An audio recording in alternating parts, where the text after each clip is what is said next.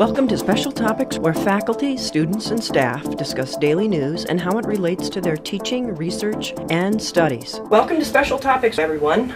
Today we're going to be speaking on the topic of history, and are we in an era of history making? And so we have three special guests here today, all faculty at Black Hills State University, and I'll have them introduce themselves at this time. Welcome, everyone. Thank you for having us. Thank you for having us. Okay. Thank you. This is Professor Kelly Kirk. I'm an instructor of history at Black Hills State University. Received my graduate degree from Montana State University, focusing on women's political experiences in the American West. Kelly? Jason Daniels, also a professor in the history department as well.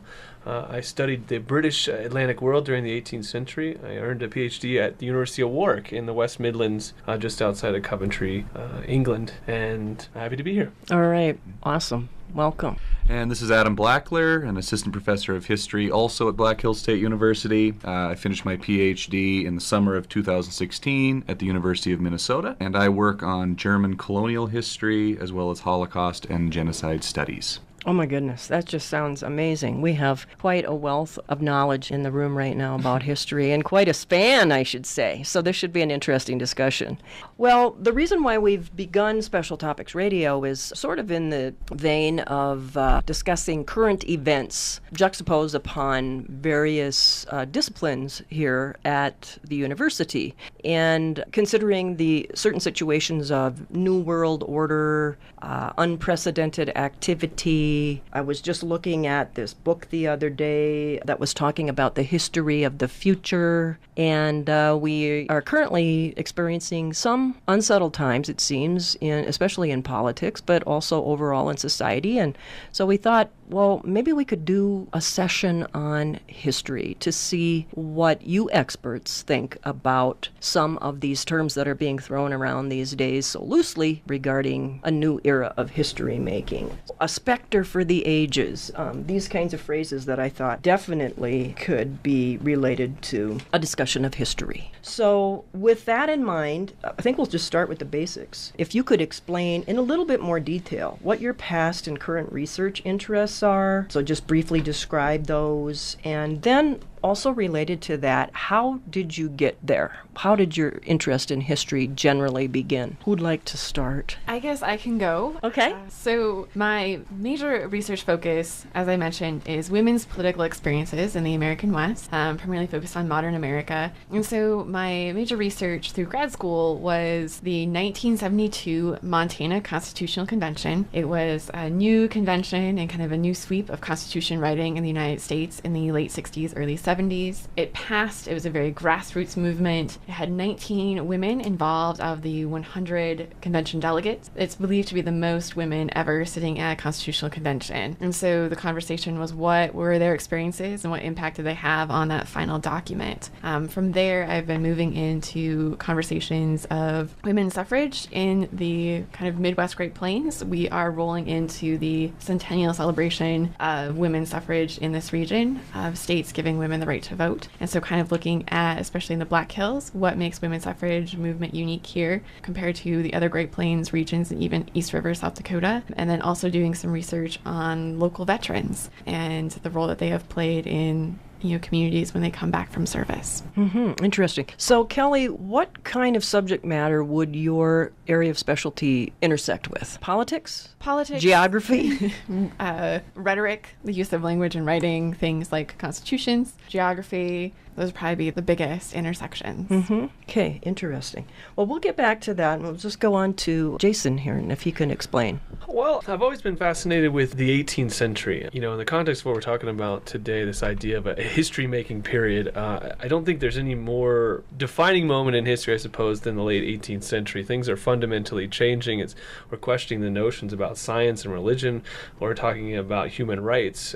We have an age of revolution that kind of rolls all around the Atlantic world. Things are changing rapidly, and so I always kind of think back to that 18th century moment and say, well, how radically are things changing now, or are they just kind of reiterations of what we've already seen? So that's the old question, is history kind of repeating itself? So I went into my graduate studies interested in those kind of ideas, that period, and I got kind of sidetracked studying the Haitian Revolution. This is a revolution that kicks off in Saint-Domingue in the early 1790s, kind of in the midst of the French Revolution, in a world where formerly enslaved peoples rise up, begin a revolt, and ultimately a decade and a half later we end up with a new independent nation, the second independent nation, of course, in the Western Hemisphere, just behind the United States. And so as I started to explore the Caribbean and the Age of Revolution, I started to get more and more geographic space coming into my studies, and that's where I started to study the British connections with the Caribbean islands as well. So I kind of look at that big world where we have all these different folks who have in a lot of ways been isolated from one another, Africa, North America, South America, and Europe, for so many thousands of years, and then are really put together in the 1600s and the 1700s, and trying to figure out who they are and who everyone else is in that space. And it creates a lot of friction, but it also creates a lot of opportunities as well. Mm-hmm.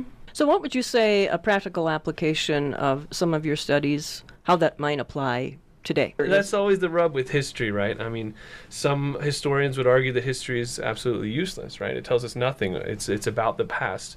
Others would argue if we don't use history to inform the present, then we're doing a disservice as well. But we can't use that presentist mindset to try to judge the present moment or judge the past on the present moment as well. You know, we kind of have to be cognizant of all the historical space, the actors involved, and the events that are happening. Okay, Adam?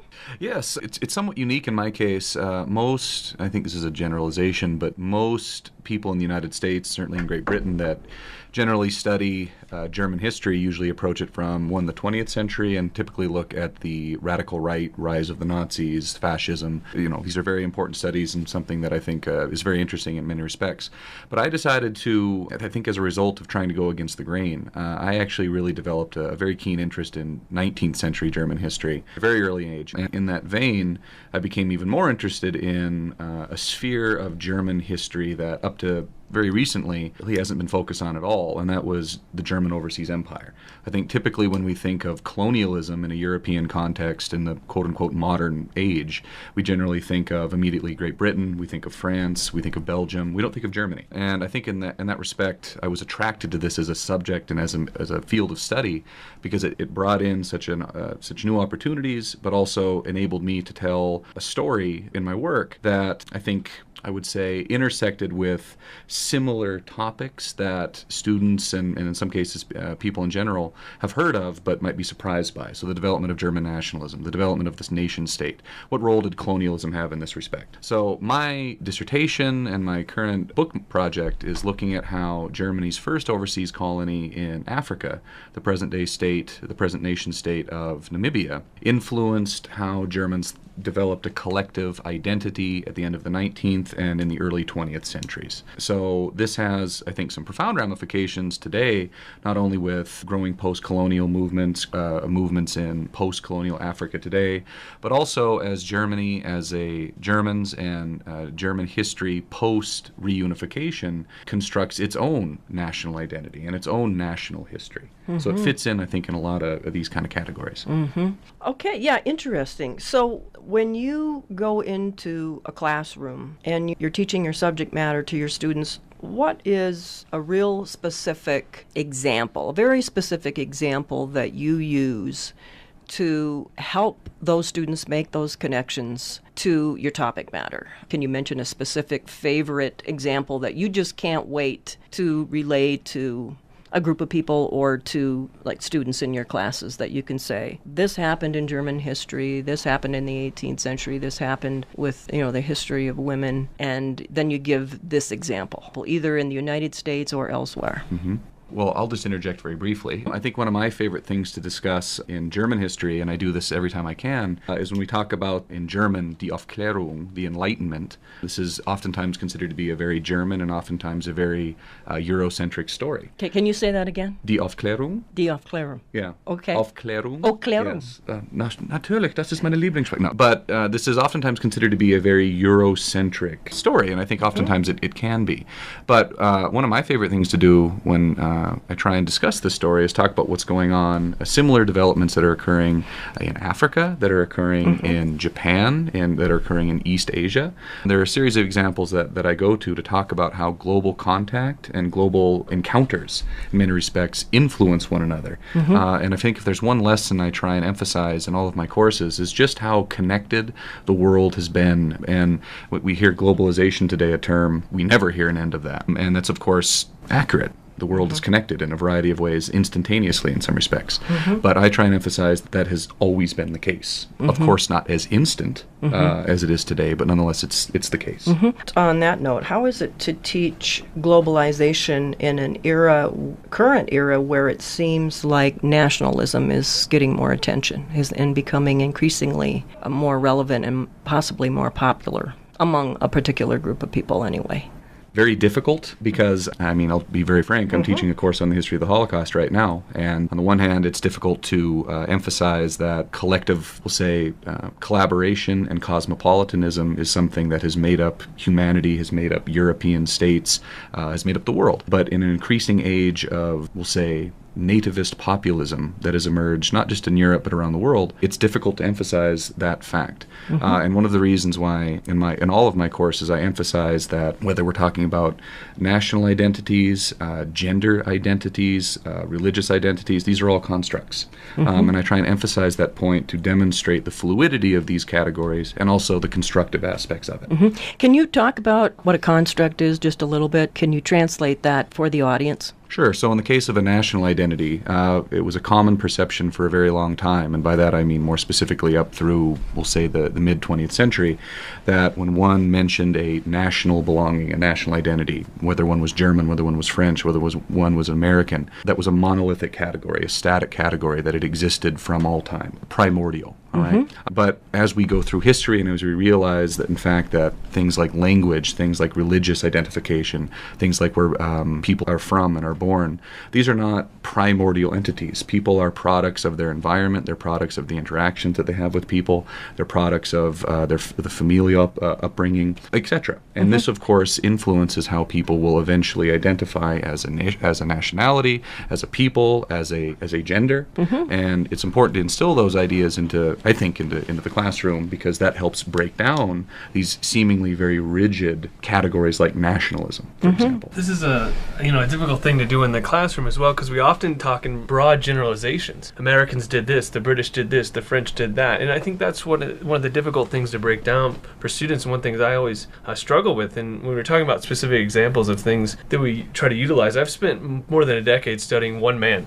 His name's Jonathan Dickinson. He's not important on his own right. He's a small-time, fairly important merchant in Philadelphia. He's a plantation owner in Jamaica, and he kind of goes back and forth. And what was the era? The turn of the 18th century, right? So the 1690s and early 1700s. And we often identify him as a British colonial. Well, Great Britain didn't even exist until 1707, right? So I've always kind of struggled with, well, he was born in London. He left when he was 4 or 5 years old. He grew up in Jamaica, and then he spent his adulthood in Philadelphia. So does he always see himself as British? Was he taught to belong to the British Empire that hasn't even really taken shape yet? Is he Jamaican? Is he Philadelphian? He was also a Quaker, a group of people that had a strong religious sensibility about themselves individually and collectively. And then in the context of kind of all the era leading up into the American Revolution, we talk about a series of laws that were passed called the Navigation Acts that tried to channelize trade and profitability into the British Empire,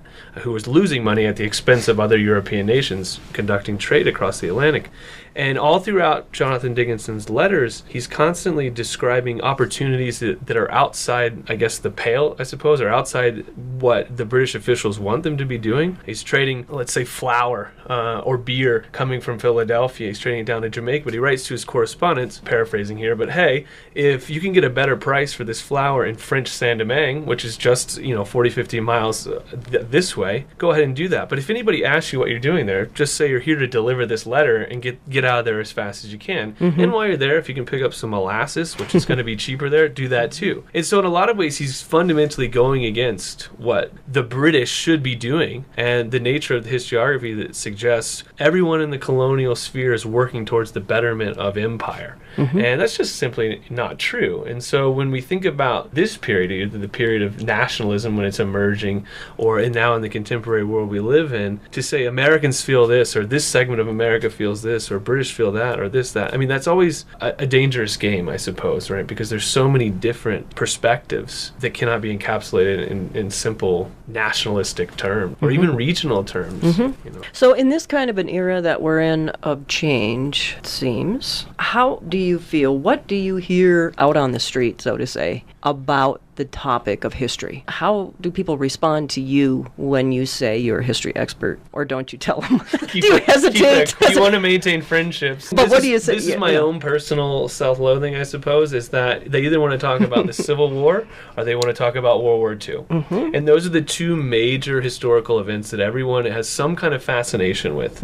American Revolution, maybe it'll leak in every once in a while. How about Vietnam? I haven't heard a person bring up Vietnam. Really? They usually say, oh, history, so you must know a lot about everything that ever existed, and so that's also a difficult game. But if I spend any moment talking about the 18th century, it's just glazed over as fast as possible, and I'm not sure if it's too far away, something that it's too distant in the past, or it seems irrelevant to them. But I would argue that that 18th century world where race is becoming a very important thing can tell us a lot about the world we live in, and it's the fact that people don't want to talk about that history that creates a lot of the friction, I think, now, emerging now in this period. Is this a great period of change? I think any period we live in will say the same thing. It's kind of like the Golden Age syndrome. The generation before this one was always better than the one that is presently dealing with everything. So that's it. Do you feel that you reach plateaus in history, though? Metaphorically, reach plateaus in history where things kind of level off and seem fine, seem uneventful, where you don't hear a lot of talk about change, unprecedented, spectacle of the ages, that kind of thing? Do you think there have been plateaus? And if so, what era would it have been? I know maybe that's not your area of expertise, but can you speculate on that? Or don't you agree with that? I think it's dangerous to think about history as a story of progress, because that suggests that what we're doing, we're benefiting from everything that's happened in the past, and we're going to somehow make it better. It's a relative term. That's like that phrase, you learn from history. What do you feel about that? Wait, no, a lot of people say that all the time. Learn from your history, and history repeating itself, that kind of thing. I was going to say, I think that you see a lot of, I think we use the word reiterations. When you study American history, for example, there's a period in the 1800s where you're seeing an economic depression about every 20 years. And then it takes a long while to get the country out of that. There's legislation passed to try and make sure that kind of economic downfall doesn't happen again, and 20 years later you see that happen again in some other way, shape, or form. America kind of moves itself out of that and passes legislation saying that this will help prevent the next one, and 20 years later another one happens. Is it cyclical then? It's not necessarily cyclical. Rather than repetitive? I think you see a lot of, I would say more like kind of ups and downs. There seems to be a movement, and then that kind of moment of interruption, and then the kind of ripple effects that come from that. You're asked if there was kind of a period of maybe plateau. I remember growing up and being told that the 50s were the golden age of American history, right? That people were coming home from World War II. It was an era of great prosperity in the United States. We were all focused on jobs and families. And you start digging into the 50s, and we're seeing the start of the civil rights movement. We're starting to see all of these social changes that are beginning in the 50s when people are coming home from war and they've had these other experiences. They fought for democracy and freedom and justice overseas. They want to see that on the home front. And so the 50s aren't nearly as quiet or as peaceful as I think a lot of times we were told in school growing up, that the 50s were just kind of this leave it to Beaver era. It's this idea about whose history are we talking about? In this period of change we're talking about today, a lot of people are calling for renaming buildings that are named after Confederate generals and soldiers, and it's time to think about that critically. People would argue one side that this is a part of history, we should celebrate it, we've moved on from it. For some people, that's true. For other people, those symbols bring up very very hard times in their life, in their history, and we need to think about a more holistic history. There's not just one narrative, of course, to history. There's many different strands, like you're suggesting. The 1950s isn't Beaver Cleaver. That isn't true for everyone who are marginalized because of their gender or their race, and there's deep inequalities on so many different levels in the 1950s. There's nothing golden, I don't think, about it unless you inherit a very specific space based on your ethnicity and your gender. So. Just on that note, how is history related to feelings of nostalgia? Have you ever encountered someone talking about that? There's an interest in nostalgia, and there's a psychological connection, to feelings of nostalgia that people generally favor. They feel positive about that. But do they associate, when you say history, is that a different thing? I think there's some connection here between feelings of nostalgia and history. Part of it is, again, kind of the whose history are we looking at? When you do oral histories, this is a question that comes up quite often in your oral history interviews. For example, when I conducted interviews of the members of the Constitutional Convention in Montana, that convention has been praised in history and in the press for being a very grassroots movement that was very progressive environmentally, that included incredible clauses about the environment, about American Indian education, about, access and rights to water, some very progressive statements. And so when it's been talked about in history, it's always talked about very positively. When you talk to people about it, they are very positive in all of their reflections about their time at the Constitutional Convention, in part because looking back and hearing for the past 30 years what they achieved at that Constitutional Convention, that does kind of influence how you view that time and space, in your own personal history. You talk to a lot of people called it a Camelot moment, right, where everyone was friendly and we got a lot done in the 100 days that they met, and they, not only wrote this Constitution, but did it under budget and saved the state money. It truly is a remarkable story, but when you start digging into, say, the actual transcripts of the hearings, there's a lot more there, right? Yeah. They might have all been able to go out to dinner afterwards, but they definitely had conflicting ideas on the floor as they were debating writing a constitution. But in time, sometimes that goes away because we have that final product that was positive. Right. That's how that's remembered. Right. When I think of nostalgia, I kind of think of it as like the comfort food zone of history for a lot of people, if you want to just say it that way, where that was a comfortable remembrance that they had, was part of their history, and they choose to remember it because it was, the times were good, but they often eliminate some of the bad points, as you mentioned. Adam, we didn't actually get your input on your earlier opinion about current perspectives on history, so if you want to go way back there. Sure. Well, actually, much of what I have to say, I think, kind of fits together on both of these points. I mean, I would just want to reiterate what my fantastic colleagues have said up to this point about history. And in my specific case, not to sound like a stodgy member of the ivory tower, but there's a significant difference between history on the one hand and nostalgia and memory on the other. Okay. Of course, memory, history, documents, these things, of course, all inform how we would compile our studies. But as Kelly just mentioned, memories can change. And of course, so can historical perspectives over time. That's what historiography is all about. But I very much take my profession seriously. And when I say profession, I mean the discipline of history. The discipline of history is an active discipline that is more than simply the resuscitation of facts and dates. It's much more than that. And as Jason said, that is why in certain situations, in certain times, a building would have been named after a General Beauregard, for example. But today, that actually does have ramifications because we actually are able to say, you know what, this might offend a significant number of people for whatever reason, right? And I think we would all understand that. So nostalgia and memory are different from the discipline. Are they connected, though? They're connected, I think, in the sense that, again, I think that one's memory, when we interview, for instance, my sources, my resources, my empirical archival evidence, all of these people that have produced what I study are long since past. But a lot of my very good friends and colleagues who study will say East Germany. A lot of their subjects, their people that have produced this information, they're still alive. And so what you'll find is I've heard them conduct these interviews in Berlin and elsewhere. What a decree says will differ from, let's say, 1980, differs from what an individual will say today who actually wrote it. So they're connected because, of course, there's a lot of similarities between those figures, but memories change how people remember things. And there's also false memory, too. Of course. Yeah. And let's not forget, too, that, memory is being internalized and it's changing in that way, too. But so too are the archives. The archivists and the governments that preserve these documents are being constructed. They're deciding what's important and whose documents to preserve, and that really, that impacts deeply the kind of work historians can do. So there's bias all selectivity around and bias. Yeah.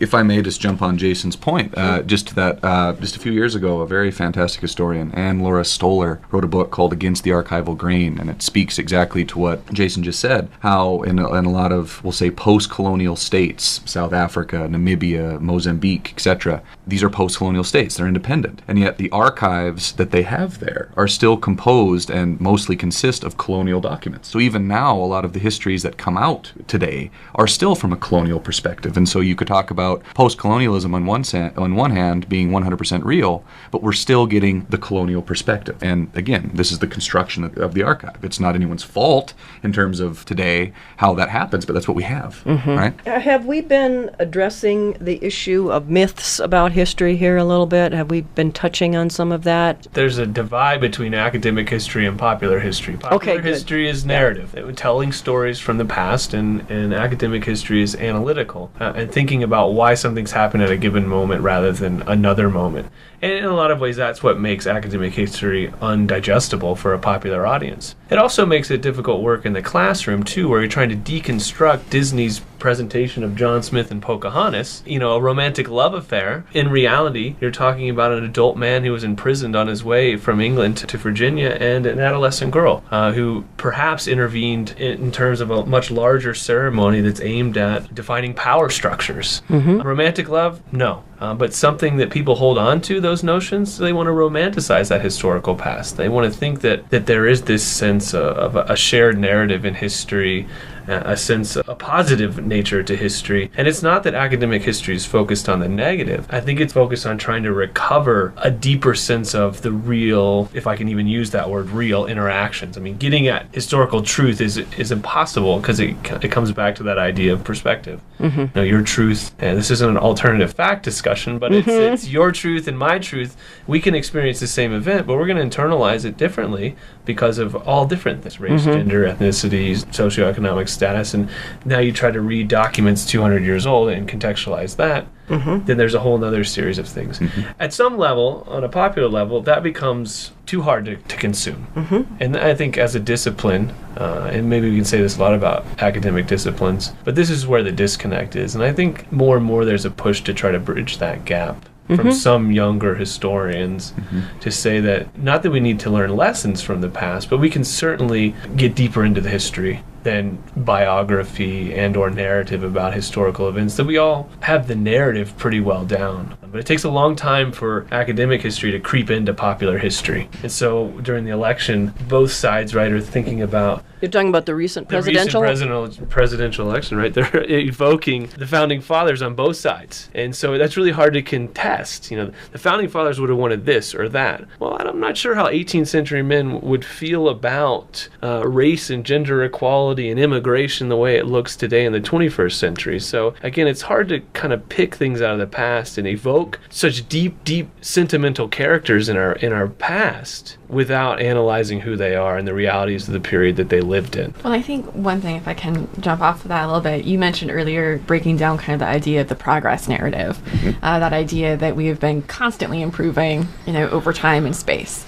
And I think a lot of our time spent in the classroom is trying to add complexity to that narrative that people are very aware of and even comfortable with. That oftentimes I think history is often kind of taught in very monochrome colors, that, this is what happened when, and then we move on to the next event, and that happened, and these were the people involved. And so a lot of time is spent adding depth and complexity to those narratives, that if this is the event we're discussing, say, we can take, the Revolution or the Founding Fathers for an example, let's talk about the humanity of the Founding Fathers, their flaws, how they viewed things, trying not to judge them necessarily from a contemporary standard, but from where they were at in their own time and space.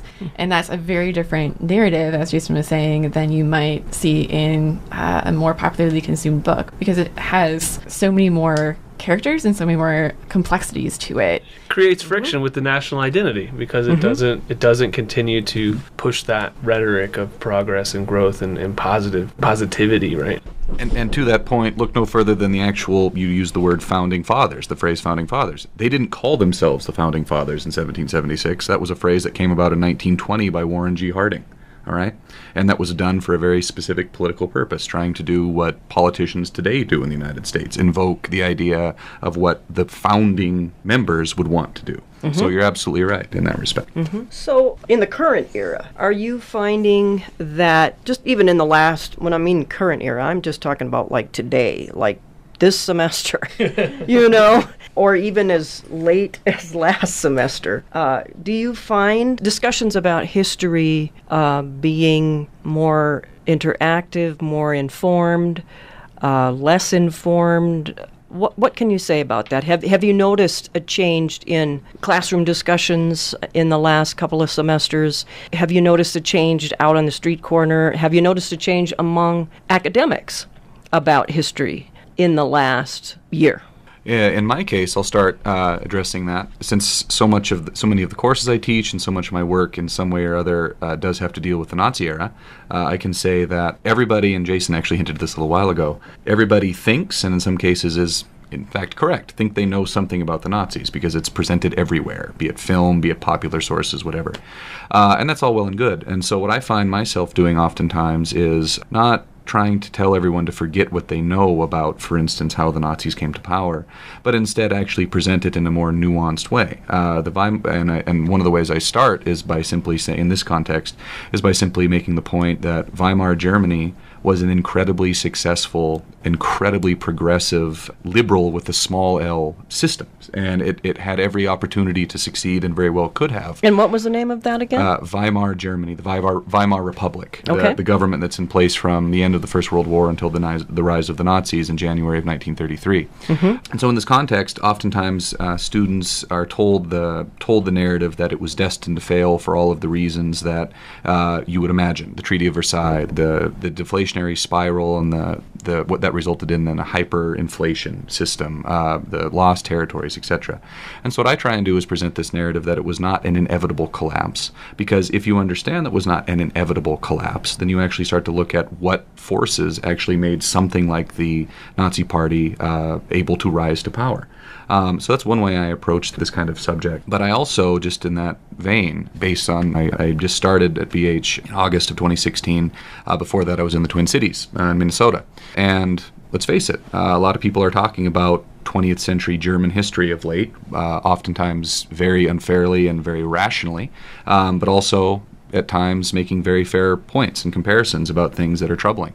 So in this context, I find students are having a lot of discussions about this. Well, I think it's always difficult to generate discussions in the classroom, again, particularly about the 18th century, because in a lot of ways it seems very disconnected. I focus a lot of my work on unpacking the ideas of race and how that evolved and what that meant for different parties who contended with those social constructions. And in my classrooms, people tend to be fairly cagey and not willing to express their ideas, and I'm not sure why that is, but I see a lot of reluctance on a lot of people to have a discussion about that. And I think that's what we work at, and that's one of the most important things I like to work for, is to create an environment where people are comfortable discussing these ideas in a professional way that can be fruitful. I often say in my classrooms, do I care if you remember the details of the War of 1812? Not really. If you're going to be a historian, it's even almost irrelevant unless you study, the early 19th century.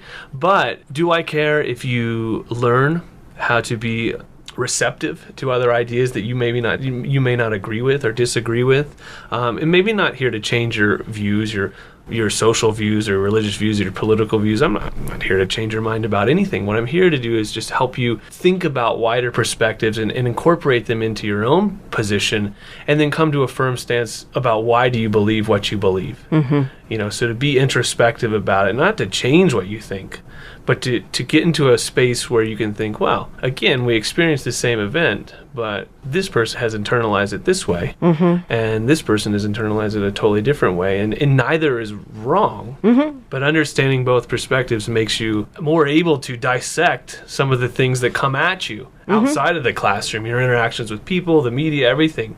You have to have a clear sense of what are the agendas of all of those things around you so you can inform yourself. And that's kind of, in survey level courses, that's what I aim to do, because so much of that survey level course is, like we said earlier, breaking down long traditional standing narratives that get reiterated from first grade all the way through 12th grade. In a lot of places that nuance gets lost.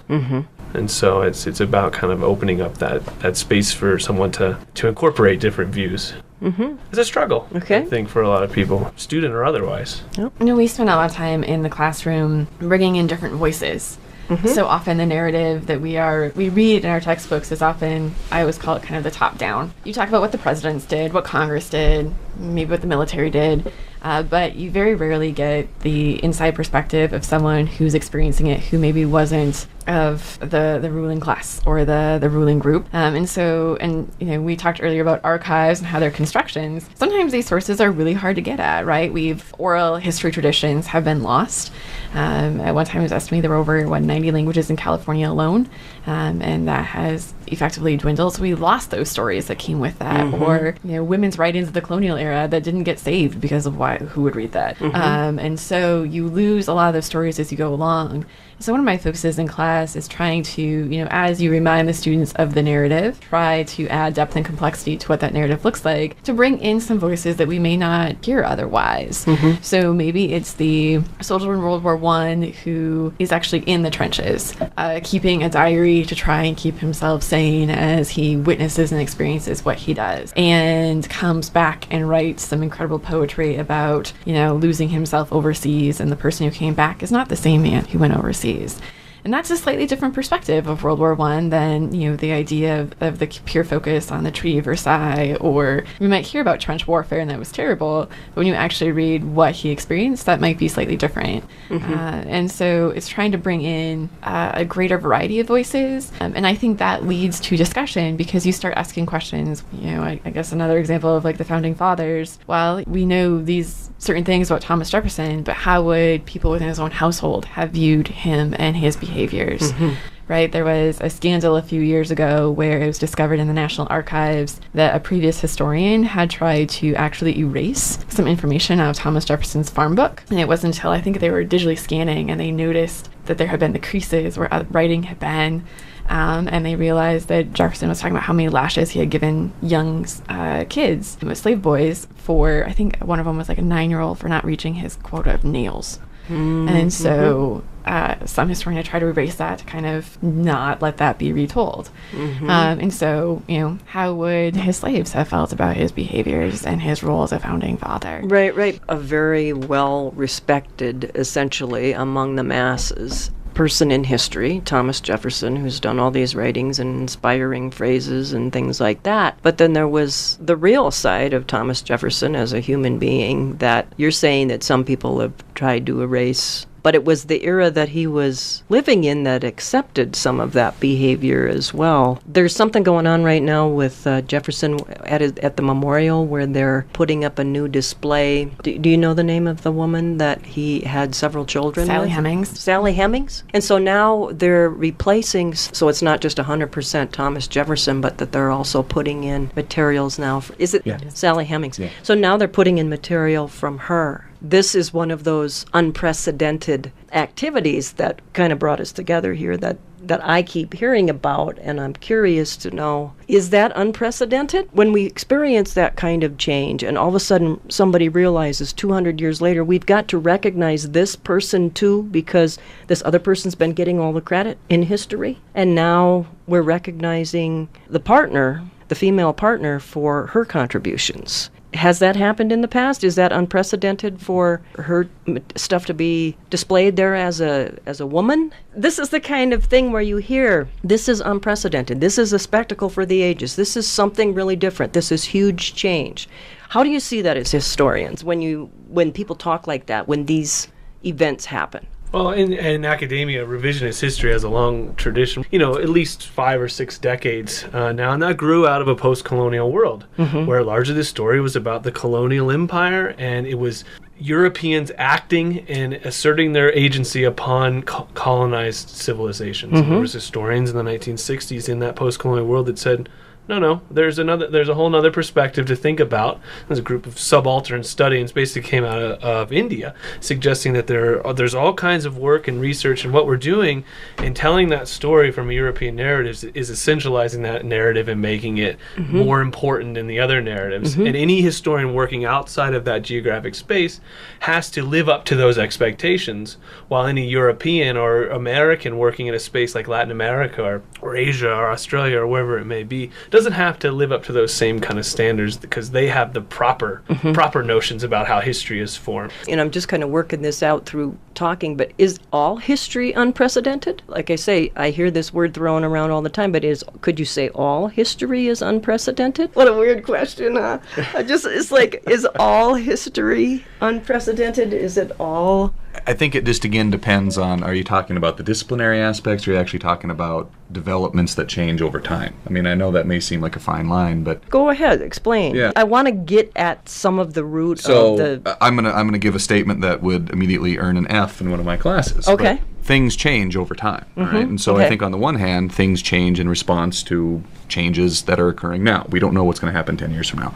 But from a disciplinary standpoint, that doesn't work, because we could say that we would ask for specifics. We would approach it from a different perspective, right? So what's happening today, the reason why I wouldn't write a history about something that's happening today is because I don't have a historical perspective of what's happening today. I would argue, and I would probably get into some trouble with some people by saying this, but I don't think there actually will be a really good history of what's happening today for at least 20 years. Because you have to actually separate oneself from this and allow documents and opinions to form and actually solidify and get beyond opinion. So in that respect, I don't know if that answers your question, no, but I think that kind of speaks we're getting to it. there. We're getting there. I'm just trying to get it. Well, in the field of public history, you mentioned the Jefferson Memorial. This has been a conversation that public historians have been having for decades.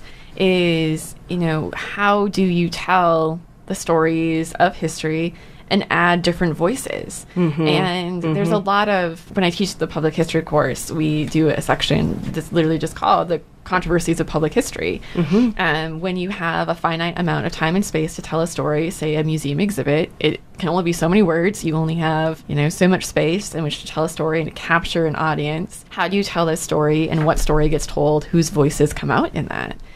And there are a lot of great recent examples. NPR came out with an article, probably must have been about December, that was talking about how Austria is trying to decide what to do with Adolf Hitler's birthplace. His home had been privately owned or in private hands, and there is great concern about what to do with this building. Should the government use eminent domain and essentially raise the building and just pretend like this place never existed?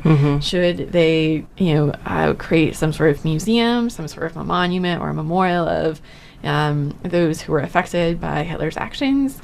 There is a group that has just now come forward that has asked the government to actually purchase it and then turn it into a study of Jewish Muslim studies, and have it be kind of this place of academic study and reflection and introspection. And so there become these places or people in history that are very controversial.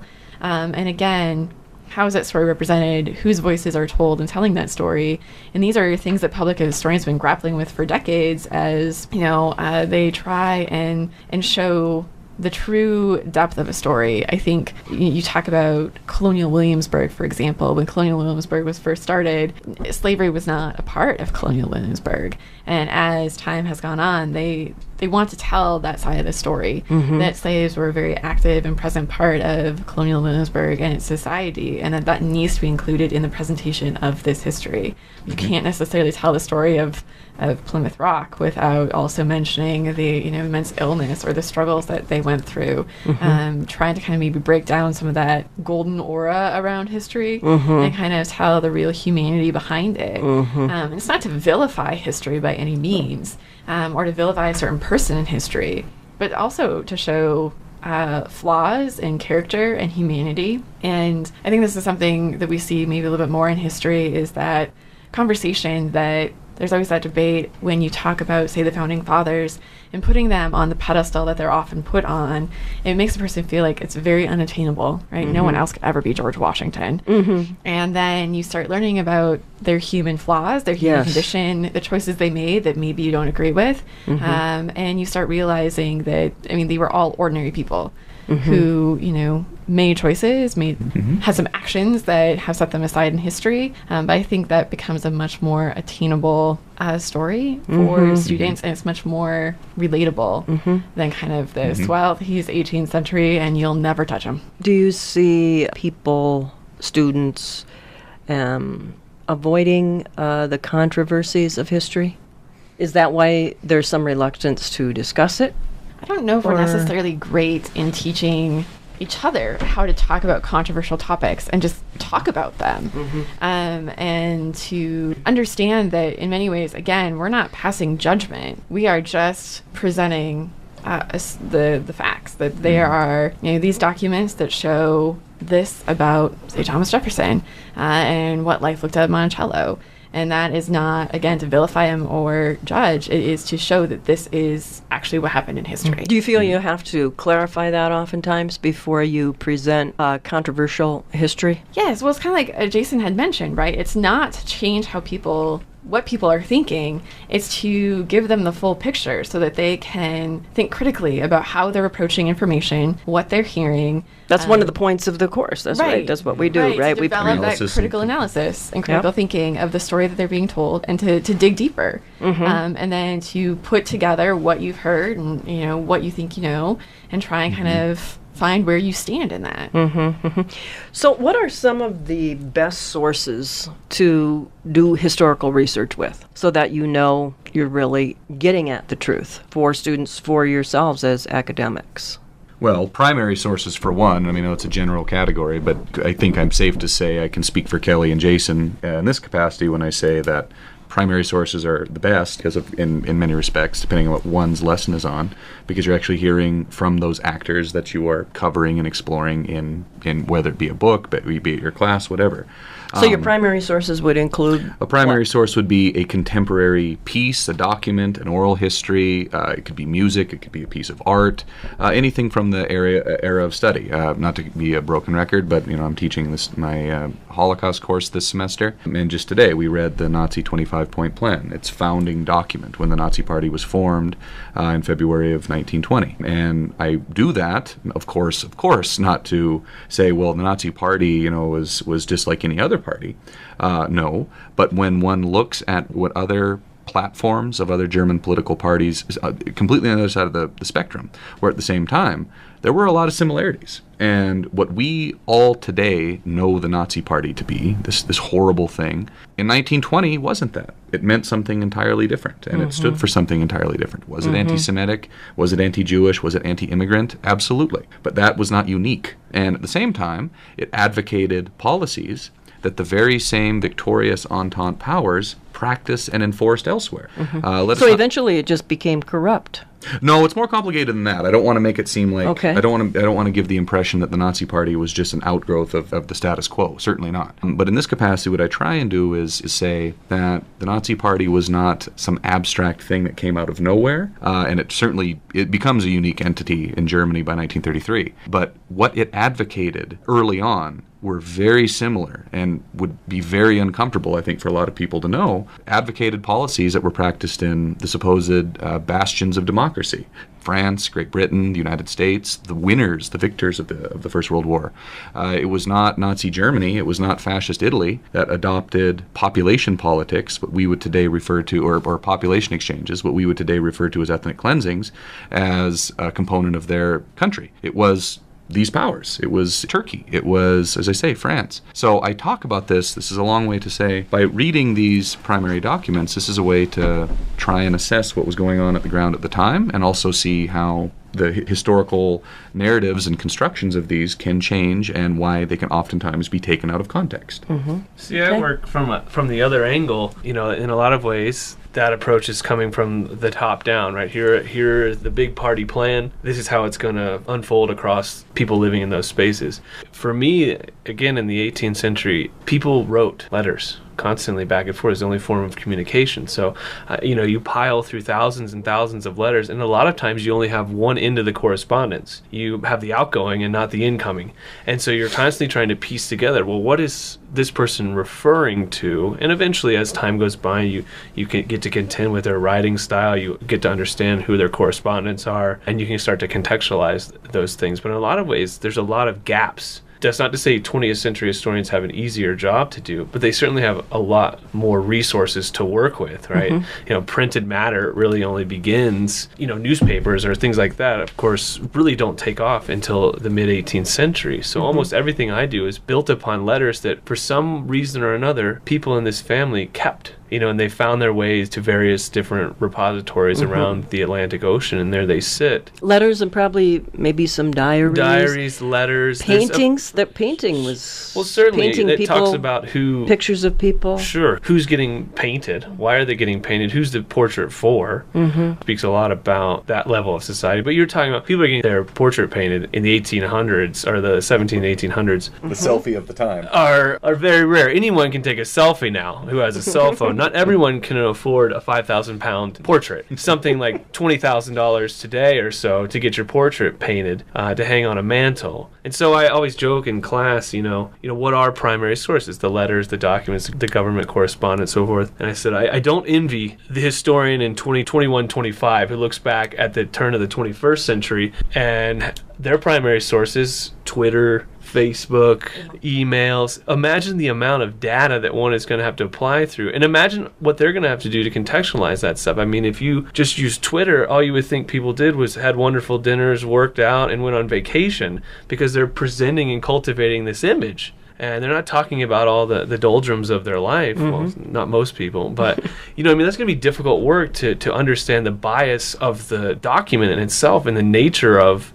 the document itself. I mean, that is for public consumption. It's for crafting an identity. A personal letter written in 1712 was not that. And how uncomfortable would that person feel with the 21st century historian plying through their personal records that they never meant anyone to see? So sources play such a deep impact in the kinds of history we can write, but also the period we live in. I mean, all three of us are impacted by what proper history is now. And that looks very different in the 1960s, in the 1920s, what history mattered. And now, of course, I guess we think we're being more progressive in this period where we're trying to include all these different perspectives, but who knows what will happen in 50 years for history, so is this on an unprecedented period? I don't know. It seems a bit self-involved to think like we're living in some fundamentally altered world, because I doubt that anyone who's lived in any of those periods thought that this was the change that was going to make everlasting or have everlasting repercussions. I do say, though, if you're going to die, it's best to die in Armageddon,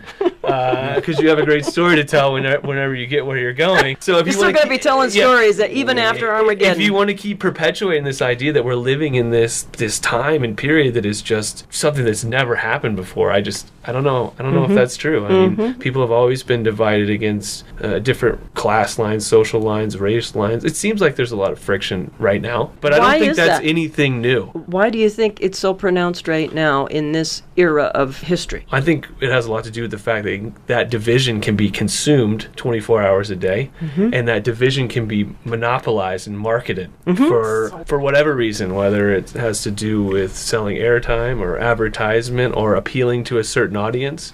There's people on both ends of these wide political spectrums that can generate content that can be consumed. And so no matter what you do, you can find someone who's going to agree with you and perpetuate your ideas and then demonize the other side. Now, could you find that in an earlier period? Absolutely. But could you get it every single moment of the day? And would you be bombarded with it every single moment of the day? I don't think so. So I think the fact that every day is history, I suppose, right? Every morning, I scroll through the news feed and there's like a new history. And it is evolving, I think, more quickly and more exposed to it more often, that we feel like everything's happening much faster. No, granted, the internet has fundamentally changed the world. The internet is the printing press. There are some things that change the spread of knowledge instantly. And of course, the internet was that. So if we can say, if we're going to make a bigger period and say that technological revolution, then yeah, I think that's a pretty big period of change.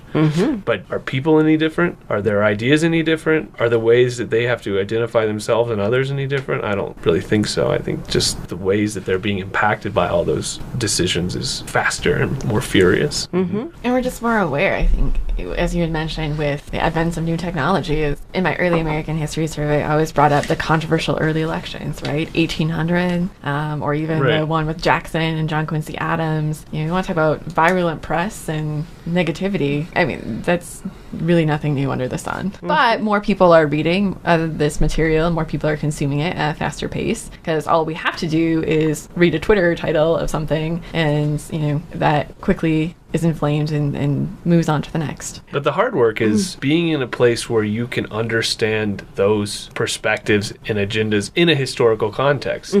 To say that, wow, this seems like a radical change, but if you have some kind of base of the historical past, you can say, well, that's kind of similar to this. It's not that it's repeating itself, but some of those same conditions were similar, but that in no way, I think, can really inform what's going to happen tomorrow. It's just to help you, the individual, make rational choices about what you're seeing and what you're reading. What does this actually mean? It's useful to know if you're the target audience. Okay. Hopefully think more critically about what you are consuming. Right. So are there some particular theories that you all follow in history? Are there specific historical theories that you follow? Like physicists follow string theory and relativity, and there's in psychology and sociology symbolic interactionism and agenda setting. And do you follow specific theories like that in history? It's not so much theories, I think. I don't think I would use that word. I would talk about maybe approaches or a thematic approach. Okay. So,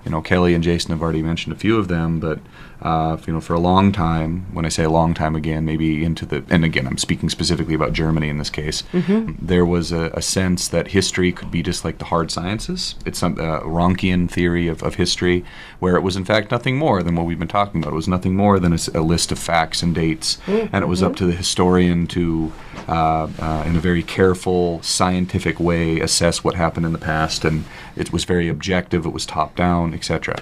And that was something that was in place for a very long time. But then in the early 1960s at the Bielefeld School, something that was Kelly mentioned, Alltagsgeschichte, history from below, became a radically new approach to history. And what was the name of that school again? The Bielefeld School. Okay. And it still is in effect today, the school itself, but also this type of history. And in essence, it was, as I said, history from below. Kelly mentioned this, approach on, we'll say, the non-great man history. Let's look at what's going on in families and in schools and in societies and working class, etc.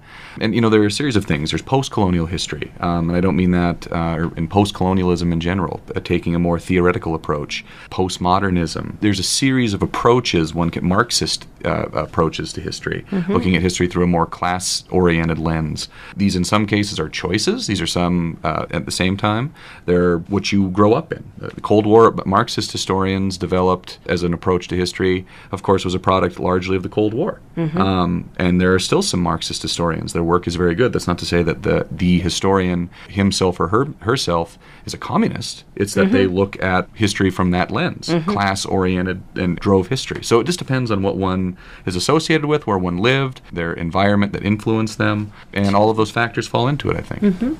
I was driving home yesterday and was listening to an interview. Have you heard about this book, History of the Future? Homo Deus, The History of the Future. Have you ever heard of this? No. Okay. I have not. Published in 2015. It's called Homo Deus, A Brief History of Tomorrow by Yuval Noah Harari from Hebrew University in Jerusalem, and it was published in 2015. And he consistently used this phrase, history of the future. And I thought, this is so relevant because I'm going to be speaking to some historians tomorrow night. And so I didn't get a lot of chance to actually do much research on the book itself, and I only caught maybe about 7 minutes of the conversation. But the amount of times that he spoke this phrase, history of the future, it intrigued me. Any ideas on that? Is that a phrase that you can explain in historical terms that resonates with you? I think this is his approach was something about learning from history, and so that history wouldn't repeat itself. I think that's what he was getting at. But apparently he's written quite a few other texts like this in the last decade, and so I'm sure it's an approach that he's taking. He's got some kind of an approach, maybe even an agenda. I don't know, but just curious if you knew anything about that or if you'd heard anything about it. I will answer this with an anecdote. Perhaps some of the reason you're sensing that we might feel somewhat uncomfortable talking about the history of the future is because I think, not to speak for Kelly and Jason again, but again I will, we would never presume to know what's going to happen tomorrow. Whether or not we know everything about our historical subject or not, that doesn't mean that we know the future. And I will, to make this point, I will share an anecdote, not my own, and I will leave the individual out, but this eminent historian was fond of telling the story that in October of 1989, a German historian, in October of 1989, he was teaching at an institution in the United States, and his students asked him, do you, based on your knowledge, based on your experience in Germany, your experience in Berlin, do you ever think the Berlin Wall will come down? And he had such evidence, and he went through his whole list of why ultimately he was very declarative. He said, I'm telling you now, not in my lifetime, not in your lifetime, and not in your children's lifetime, that wall will come down. And that was based on everything he knew, a very sound point to make. And what happened the very next month? And he 1989, said, yes, right? Was it October 1989? So he gave this declaration in October of 1989, and it fell on the 9th of November 1989, so barely a month later. And he said he never lost so much credibility with the class as quickly as that year. And a lot of it had to do with the fact that, yes, his opinion was well formed and well supported. And yet, what happened? And this was a lesson for him, and he taught me to not presume anything. And so I don't know the point or the agenda, if you will, of this particular piece. But I myself, I feel pretty rooted and I feel pretty confident in what I study. That doesn't mean that I can presume what will happen either in Germany or, for that matter, in the United States. How do the rest of you feel about that? Well, it's an old tradition. I mean, the idea of using history to inform the present. I mean, this is what the Greco-Roman historians are doing. They're constantly there's two things they're doing. They're either writing history to glorify their own historical growth, or to draw a clear trajectory from origin to glory, I suppose, or they're writing history to warn people of here's how all this has gotten out of hand. So let's just say, for instance, here's the rise and glory of Rome, but here's also the demise and fall of Rome as well. And history can be used to celebrate the rise and try to explain the fall, and saying, hey, again, paraphrasing here, doing A, B, and C is going to lead to this inevitable collapse, right? So we often say, people draw parallels with all these different empires. You know, the one thing empires have in common is, right, they all rise and they all fall at some point, but they all live in different historical spaces, and so they may have some continuity between that trajectory. But again, it's difficult, I think, telling the future as a historian. I think that's fundamentally against everything we do. We don't tell the future, we tell the past. Right? So. We'll leave that to the political scientists. Right, yes. Okay, all right. How about you, Kelly? Comments on that? Well, mostly what they said. I look at the past as you can draw connections or draw relationships to things that are currently happening. But I would never feel confident enough in my knowledge of those relationships to use that as a predictor of what's to come. And I think, and again, I'm not familiar with the work, but we do see that history and how history is approached does change over time. It can be a slow field to change in many ways in academia. And sometimes, has been pointed out as kind of behind the ball in changing its theories or perspectives. But maybe it's a future trend in historical perspective that is being predicted, or how we look at and analyze history. That's a possibility that how we discuss and look at history, teach it, will change. But outside of drawing some relationships and connections, I wouldn't feel comfortable predicting that future. Okay. So in terms of current events in your areas of specialty, how do you feel? We can kind of begin to conclude, I think, our discussion by just asking how you feel in the current landscape that we're living in here in the United States, as well as, in a globalized society. Do you feel that we are in an era of unprecedented history-making, spectacle of the ages kind of dramatic change? And how does that relate to how you teach or inform people about history, as well as your own approaches to history? So can you take a stand on something? Maybe even give a specific example that's happening. Either way, yay or nay. I can speak fairly broadly to start. I think I wouldn't go so far as to say this is unprecedented by any means. I spent a lot of time in my class actually discussing that there has always been division and controversy and difficulty, and that any, I guess, political movement or social movement is very much rooted in those conversations of division and controversy. And so I think, when I study, especially even say the women's suffrage movement broke into so many different avenues of how to achieve women's suffrage. Do you take a state-by-state approach until the federal government had to recognize the right of women to vote? Do you pass a national amendment to force the states to give women the right to vote? Do you give women the right to vote in all elections or only in school board elections? Do they have the right to vote, but then can they run for office themselves? These conversations about rights of citizenship and how one is able to participate in those rights, it's fascinating. But again, there were so many groups of women who viewed this entirely differently. Some wanted to protest during World War I. Some said the nation's at war, it's inappropriate to protest. And so there's always been that division, even within something like the women's suffrage movement. But it was all about conversations and discussions to kind of figure out the path for the movement to take. And so I think a lot of the times when you discuss these moments in a history class, it's showing those divisions. Some of those divisions never healed and still haunt society to a certain degree today. But how do we have conversations and discussions about them in a critical and receptive way? How about marches? Well, again, right, they're viewed very There's differently this huge from movement different of the groups. march, right? Yes. Currently. And we see historically that there were women who supported marches for the right to vote, women who also felt that while they wanted the right to vote, that was not a place for women, and then there were women who were against the right to vote completely. It's never been a unified movement, and I would say that almost all social movements have been divided at their core about how do you achieve the aims of the group and what actions do you take. And so again, it all comes back to that conversation of what approach do you want to take, and being able to sit down, have those civil conversations and discuss and debate, and then come to your conclusion.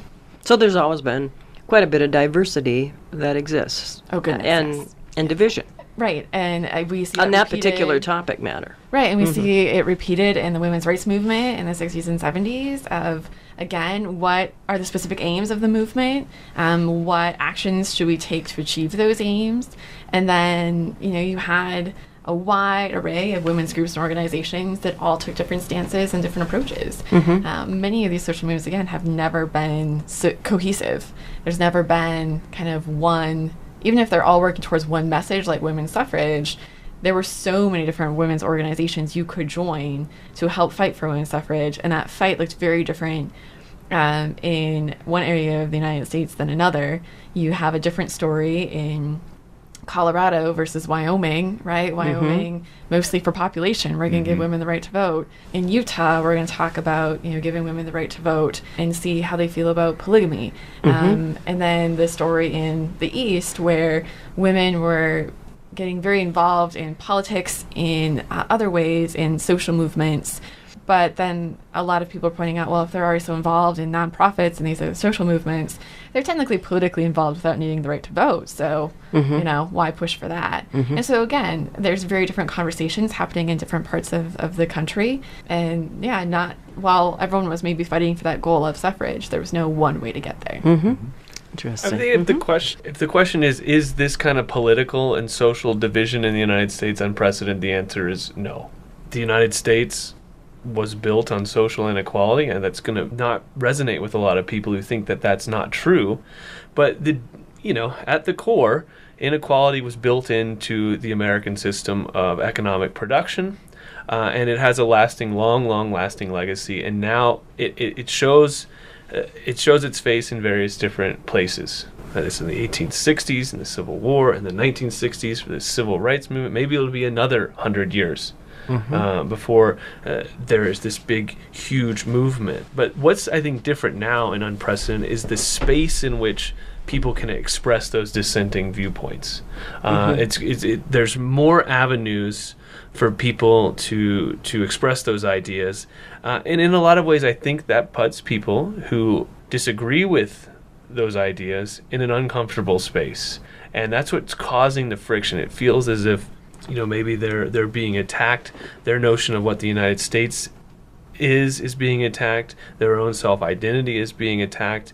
And I could just say, think about generations of people who don't belong to the majority who have felt that forever, that there is no voice for them, there is no history for them, and that everything you celebrate comes at their expense. So, not to discredit either side, but there needs to be a conversation towards the middle. And I think that's what's perhaps good about what's happening in America today, because it's making uncomfortable conversations necessary, and they're happening, I think, more often. Now, of course, people will retreat into their own viewpoints and refuse to incorporate other people's viewpoints, or just fundamentally disagree with them, and they'll find evidence wherever they need to support their claims. Luckily, we're at a very learned and respected institution of higher education where we can have those conversations in a place, or at least attempt to have those conversations in a place and make those conversations fruitful. So maybe the time will come where we can find a more integrated history, a more holistic history, and not feel offended because it doesn't necessarily line up with the big national picture or the big standard narrative. And some of those discussions end up in people taking symbolic actions, sometimes in really negative ways, right? The vandalism and trashing of historic monuments. Mob mentality where people just do graffiti on historic things. Monuments and stuff like Right, that. yeah. Stuff like that. I mean, so you have both ends of the spectrum. Right, and they're going to use and everything in this between. contention to put forth their own agendas, and that's not what does that solve? But nothing. It just creates more division. So hopefully we all fall somewhere. Most of us fall somewhere in the middle of those two wide spectrums. The more we can, I guess, draw into that more moderate view, the better off we'll all be. And if we all agreed on history, none of us would have a job. So it's useful that there are disagreements, because oftentimes we hear people say, "What do you do?" History never changes, and that's a fundamental untruth. History is constantly evolving. That is an alternative fact. That history doesn't change, and that's what I think gives historians and history a bad rap. Is that somewhere along the line you had a boring history teacher in high school or middle school that made you memorize dates, and that's why you hate it. And history's not dates. I don't even ask a date in any of my classes on any exam or test, because it's not about the date. It's about understanding the context and its application. The why something happens at a moment and not another. So history is constantly changing, constantly evolving, both because of the past and the present. Interesting. Just to very briefly add on to that, I was asked this question when I started my graduate degree, if I thought of myself as a writer or not. And I have to admit, at the time, I did not think I was. I had written papers, and I knew I was going to continue to write books, hopefully. But I didn't think of myself as a writer. And I was told very quickly that I was in fact incorrect, because this kind of jumps on what Jason was just saying. This is an active discipline, and professional historians are not professional history buffs. I can't tell you how many times I've been told, I'm a history buff too, you and I will have a lot to talk about. And we oftentimes do, sure. I like to think I'm a pleasant individual that likes to talk with people, and I do. But what I do is radically different than what most people do with history. And that's fine. And I went to school for a long time to do it. Yeah, right. It involves a lot of writing, a lot of thinking, a lot of critique, a lot of discussion, a lot of conferences. And at the end of the day, I will write something, hopefully, that tens and tens of people will read. And I accept that. Millions!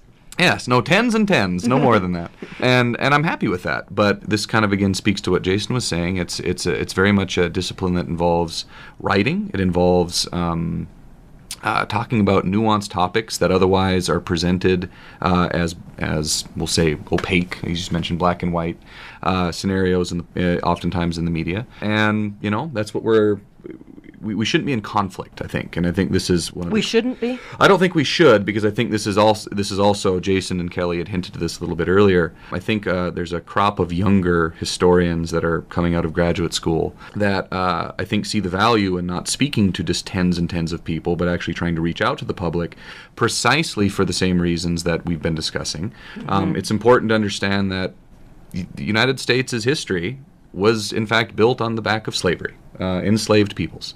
That is not me casting a negative opinion of the history of the United States, but it's me stating the truth. And I think that if we can teach those histories in a more nuanced manner, starting from grade school forward, that will not seem as such a foreign thing like it is for so many today. So. Okay, do you have any final thoughts or things that you wanted to say earlier that you didn't get a chance to say? It's just kind of a clearinghouse time right now. If final thoughts on the topic matter, final thoughts on what's happening today, how it affects what you are doing or thinking as a history expert. The only thing I will contribute is I endeavor to make history an exciting topic to study and learn. And there are a variety of ways to do that.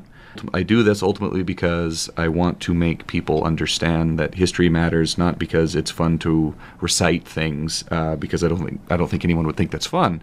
It enables us and better prepares us to think critically, to analyze materials, to analyze sources, to analyze media and other things that we are constantly barraged with. And that's a fundamental basis not only of history but the humanities in general. And it's vital that we continue to support these disciplines and to understand that there's a tremendous amount of value, not just tangible value, but value that will, I think, be apparent in one's life, one's occupation, one's profession, and one's family. Okay. Thank you, Adam. Kelly, do you have something? Yeah, Adam said everything so eloquently. It's really hard to follow that up. The whole time I've been kind of thinking that I think one of the difficult things about history, we've talked about nuanced views, we've talked about bringing different voices, this conversation of whose history are we telling. I think this becomes the hard part of moving from, say, the history we learned, whether it was in grade school or even in high school, to what we talk about in the classroom, is that I think history that is so monochrome is it's very comforting. There were good and bad. And that's just like these standards that we are comfortable in kind of living with.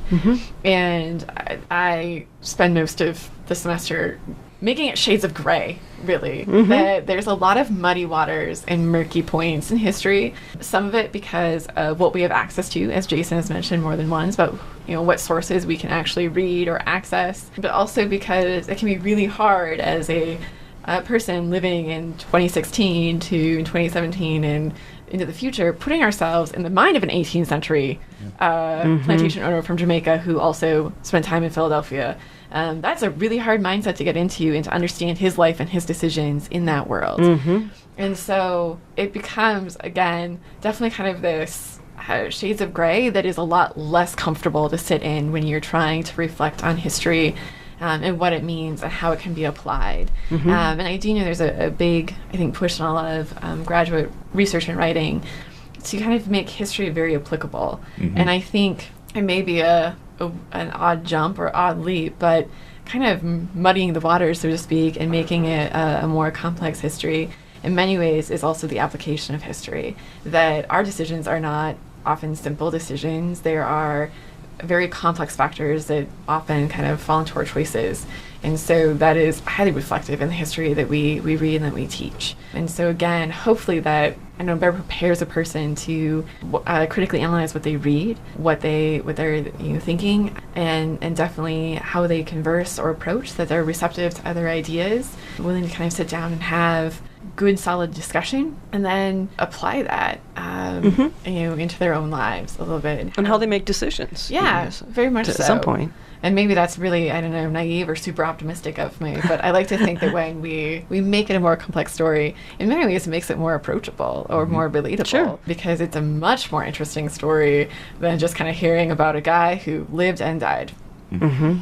I mean, simply put, history is everything. It's the past, it's the present, and for some, it's the future as well. But, I mean, history is economics, it's politics, it's religion, it's sociology, it's psychology, it's mass comm, it's everything that's ever happened. And so it's kind of the story and that evolution that's so hard to unpack because there is so many things to unpack. And, as a historian, a professional historian, you can only do so much. You have to pick what you want to do, who you want to study, what time period you want to study, and that limits a lot of your expertise. It limits your ability to have thoughtful conversations on the radio sometimes because you have spent a long, long time in a narrow space, because it's hard enough to reconcile your own existence right now in this moment, never mind do that, then understand all the sources you're reading, and then try to put your head into that space. To understand that period, having never lived in it, but just read books about it from people that lived hundreds of years or decades of years after the fact. So I think that's what makes history interesting, and what makes it such a challenge, and what makes it so useful for understanding our moment, whether it's an unprecedented moment or whether it's just another Tuesday night. Right. Well, very interesting. I really appreciate your participation today. Kelly, Jason, and Adam, thanks for coming. Thanks for having us. Thanks for And you've just made history. We've just recorded almost 2 hours, and now someone will be analyzing this in the future, right? I don't know. Anyway, thanks for listening, everyone. That's our special topic show for today, everyone. Hope it got you thinking. For more topic coming soon.